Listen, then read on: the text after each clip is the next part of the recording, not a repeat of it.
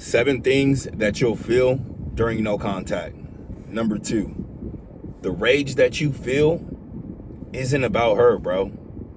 It's about you. The rage that you feel, it's about you, bro. Of course, we're upset about all the things that she did to us. All the names she called us, all the stuff that she did that was vindictive, all the manipulating, all the arguments.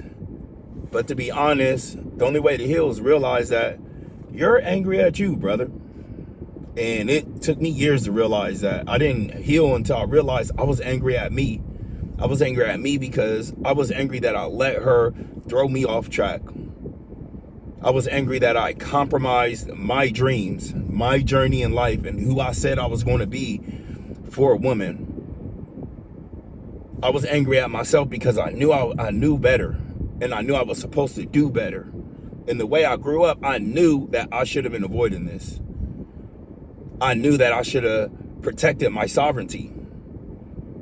But we have to be honest, brother. One of the 7 things that you're going to feel is anger. And it's going to feel like it's at her, but it's really at you because you had no boundaries.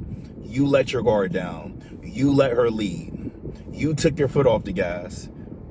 And you invested and she didn't, which is why you want to crash out and like why we're in the position that we are, because you're pouring in every ounce of your soul, brother, into this woman. Blood, sweat, tears, finances, emotion, being her rock.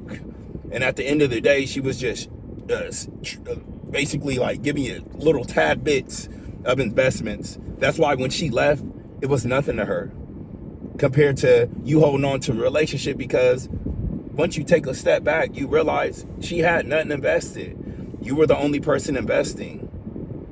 So, brother, you're angry at yourself because you overinvested. You were blinded by love. You were blinded by emotions. You were blinded by the things that we tell ourselves as men that we'll never be blinded by. You were pulled off track. I lived that life, bro. I should have been where I'm at, physique-wise, career-wise, all of that years ago, bro. But I put a woman on the pedestal rather than looking at her as an equal partner to run the race together. And you know what happens when a man overinvests and a woman doesn't really invest? We crash out. Because at the end of the day, when it all comes down to the end, you knew better. You knew better, you knew better, and you knew better.